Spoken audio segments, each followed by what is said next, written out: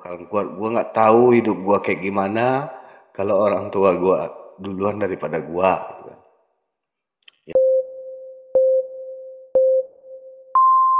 Oke, Sanatan Agarpos yang jauh di Mato, ketemu lagi sama gua kan, Canduang di konten Antah Barantah.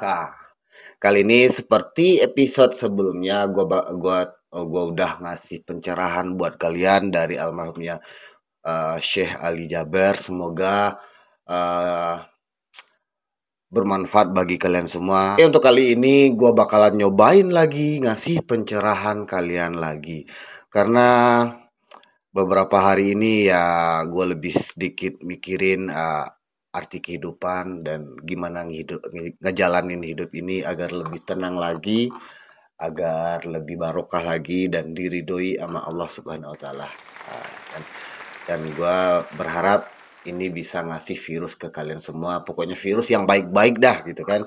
Oke, untuk nggak memperpanjang mukadimah kata orang-orang pengajian, kita langsung aja untuk ngelihat video pertama. Ada masalah dengan siapapun, jangan ngomong kepada siapa-siapa.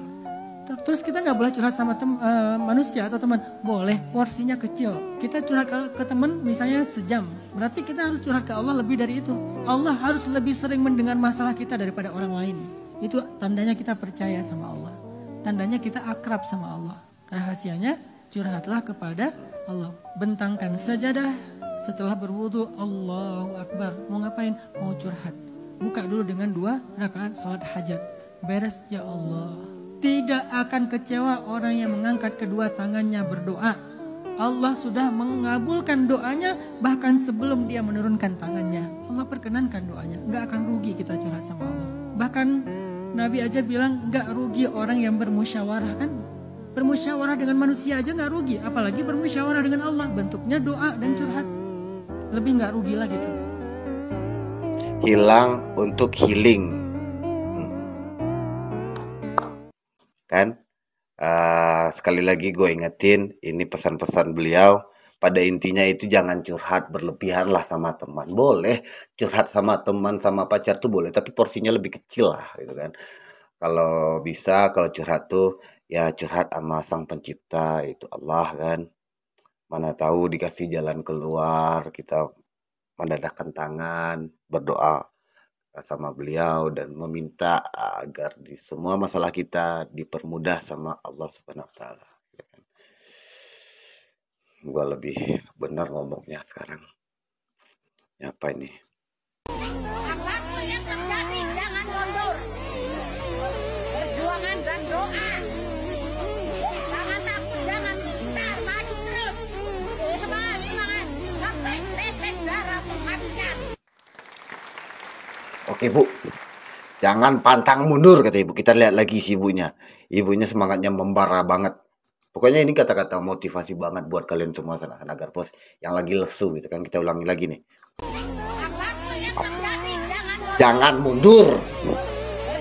Perjuangan dan doa. jangan takut, jangan Takut gentar. semangat, semangat. Sampai tetes darah penghabisan. Perjuangan dan doa itu intinya. Jangan pantang mundur gitu kan. Lihat mata Anda di cermin yang penuh dengan dosa. Tatap wajah Anda yang penuh dengan dosa. Tatap lisan kita yang banyak maksiat. Tatap tangan kita yang pernah berbuat buruk. Tatap kaki kita yang melangkah pada maksiat. Apakah layak antum jadi ahli surga? Kenapa Anda begitu ringan meminta kepada Allah Firdaus, sementara Anda tidak buktikan dengan ikhtiar? Dan itu baru Anda, belum anak Anda. Apa Anda ridha masuk surga sementara anak-anak Anda berteriak masuk neraka? Tolong saya, tolong saya.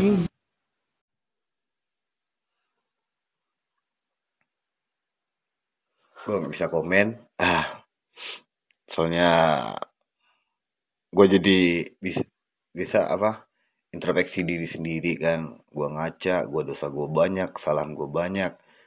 Jangankan ke orang lain, sama orang terdekat gue seperti orang tua, saudara. Pokoknya dosa gue banyak lah gitu kan. Belum pantas gue itu bilang surga lah gitu. Semoga kedepannya bisa lebih baik lagi dan untuk Sanatan Agarpos juga. Selain anak bisa durhaka sama orang tua, bisa nggak orang tua durhaka sama anak? Bisa, kata Umar. Gimana caranya? 3 alasan orang tua durhaka sama anak. 1, tidak mencarikan ibu atau ayah yang solih untuk anaknya. Yang kedua, alasan orang tua durhaka sama anak, tidak memberi nama yang baik atau tidak memanggil dengan panggilan yang baik. Anaknya dipanggil dengan panggilan yang mencela, merendahkan, atau bahkan namanya pun nama yang buruk artinya. Ini durhaka orang tua kepada anak. Dan yang ketiga, tidak memberikan makanan dan minuman yang halal atau rezeki yang halal kepada anak-anaknya. 3 itulah alasan orang tua bisa durhaka sama anak.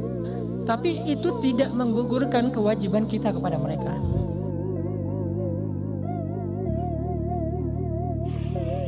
Jadi bukan anak doang yang durhaka kepada orang tua juga bisa durhaka kepada anaknya.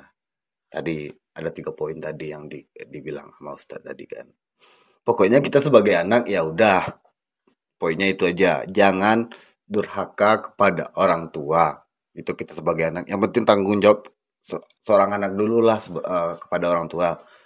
Dia udah capek-capek ngasih makan, ngelahirin kita, besarin kita dari kecil sampai besar kan. Masa kita durhaka sama orang tua? Apalagi nih, durhaka ke orang tua gara-gara wanita, pacar gitu kan. Kita ngelawan sama orang tua.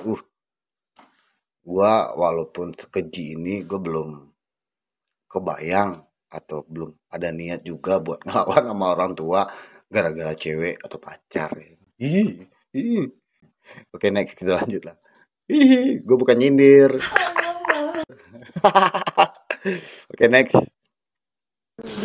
Ya Allah, jika saat kami mula ragu dengan Kau, ya Allah, tolonglah maafkan kami. Tolong perbetul kami, ya Allah. Jangan tinggalkan kami, ya Allah. Jangan tinggalkan kami, ya Allah. Jangan tinggalkan kami, ya Arhamar Rahimin. Wa sallallahu ala Sayyidina Muhammad wa ala ahli Sayyidina Muhammad walhamdulillahi Rabbil Alamin.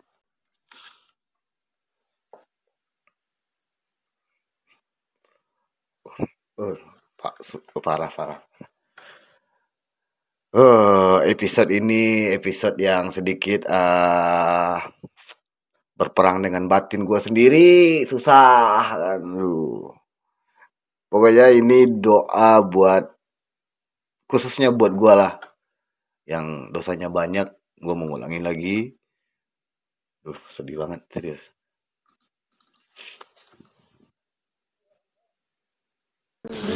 Ya Allah, jika saat kami mula ragu dengan Kau, ya Allah, tolonglah maafkan kami. Tolong perbetul kami, ya Allah. Jangan tinggalkan kami, ya Allah. Jangan tinggalkan kami, ya Allah. Jangan tinggalkan kami, ya Arhamar Rahimin. Wa sallallahu ala Sayyidina Muhammad wa ala ahli Sayyidina Muhammad walhamdulillahi Rabbil Alamin.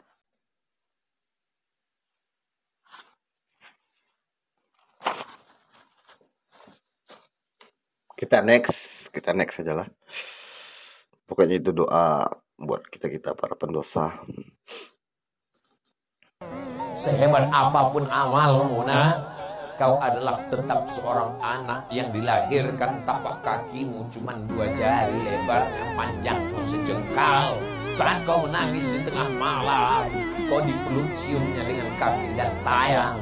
Bengkok tulang belakangnya, menyempit ususnya, makannya tak pernah kenyang. Hidung penciumannya berubah karena hormon. Demi engkau di dalam meregang nyawa dia menangis melahirkan engkau. Kau pikir lahir ke dunia ini seperti bersih dengan apa kata Allah dalam Quran? Wa'nal ala wa'min. Kalau belum bisa kau bahagiakan orang tua, maka jangan susahkan hatinya. Bahagiakan dia. Mereka tidak minta kau belikan rumah yang megah. Mereka tidak minta kau belikan gelang emas yang mahal. Mereka hanya ingin melihatmu pakai baju koko, kain sarung, bersujud. Saat dibukanya pintu dilihatnya, oh, anak meleleh air matanya karena bahagia. saat itulah terbuka pintu-pintu rahmat Allah Subhanahu wa taala. Sumpah, nafas kesesak serius. Pokok intinya, kalau lu nggak bisa kebahagiaan orang tua, jangan bikin orang tuamu susah, jangan minta iPhone, terus banting pintu, terus ngambek di depan TV, jangan gitu kan. Aduh. Pokoknya intinya, sebelum lu bisa bahagiaan orang tua, atau kalau lu belum bisa bahagiaan orang tua, jangan bikin susah mereka. Itu buat gue juga sih sebenarnya. Gue belum juga bisa buat bahagian mereka sebenarnya. Ya, gue banyak dosa sama orang tua gitu kan. Tuh, susah kali. Konten kali ini berjuang, batin, baper, nangis gitu kan. Next, kita lanjut. Kalau saya boleh memilih takdir, biarlah saya duluan ketimbang orang tua saya. Karena kalau orang tua sudah ridho dengan mayit anaknya, malaikat mana yang bisa mengazab dia? Irji'i ila rabbiki radiyatan mardiyah. Mau diputar kemana ini ayat?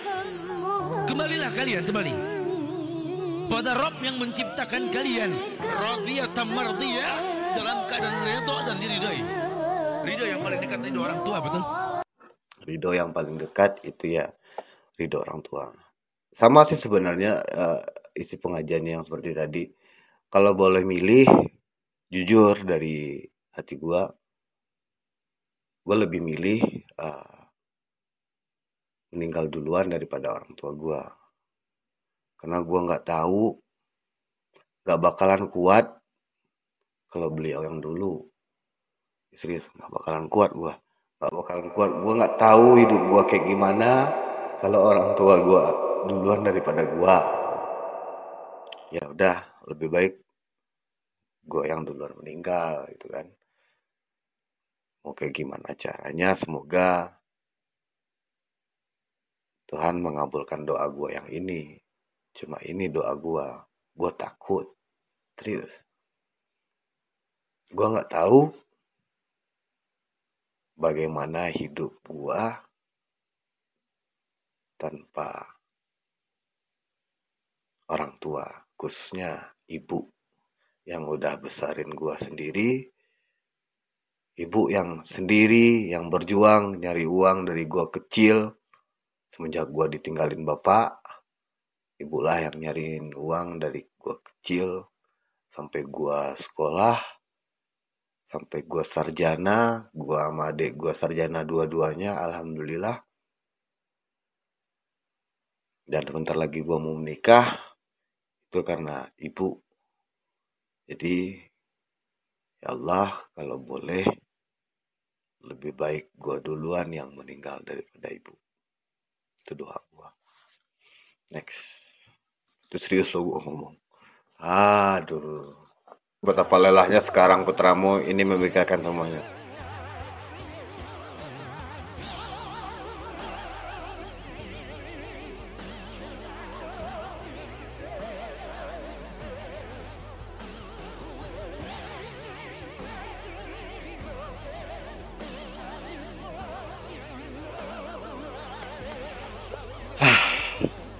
Berbahagialah yang buat kalian semua sanak-sanak Garpus yang masih bisa merasakan kasih sayang seorang ayah dan tumbuh besarnya didampingi oleh seorang ayah.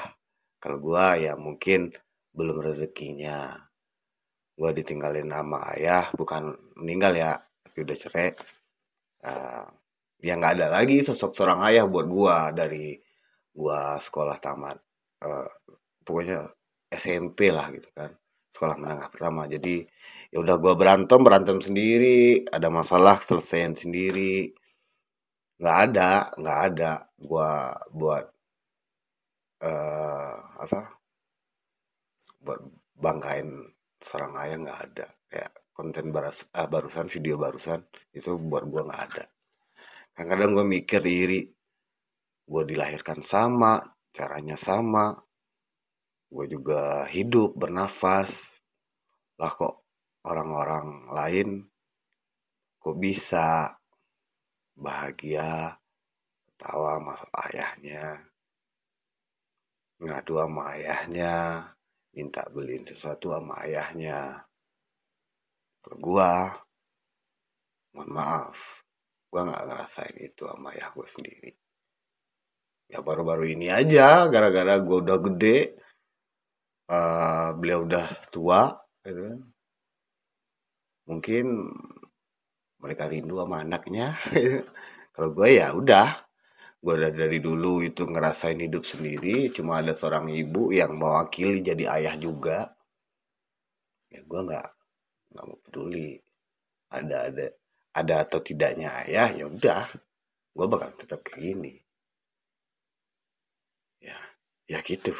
Oke, Senasan Agar Pos, gue sedikit curhat tadinya. Oke, untuk Senasan Agar Pos, semoga video-video tadi ini bermanfaat. Ya, gue cukup gila. Karena konten kali ini cukup menguras tenaga dalam gua untuk nggak nangis gitu kan. Gue sebenarnya nggak penangis, nggak cengeng. Gua anti badai gitu kan. Pokoknya buat kalian Senasan Agar Pos, yang doa gua yang terbaik lah buat kalian semua. Semoga 2 minggu ini konten-konten pencerahan gua bisa bermanfaat bagi kalian semua Senasan Agar Pos. Dan nanti kita bakalan kembali lagi ke konten-konten yang unik, aneh, lucu, dan hot gitu kan. Seperti biasa. Tapi ada jedanya juga lah. Masa kita kayak gitu-gitu terus kan? Nggak mungkin lah kan. Ada sedikit balance-nya lah, keseimbangan gitu kan. Walaupun kita masih ya gitu-gitulah. Semoga doa gua untuk gua sendiri, untuk orang-orang sekitar gua, dan terutama buat kalian Senasan Agar Pos, kedepannya semoga kita menjadi manusia yang lebih baik lagi. Amin gitu kan. Amin. Sampai jumpa di konten berikutnya. Dadah. Ciii.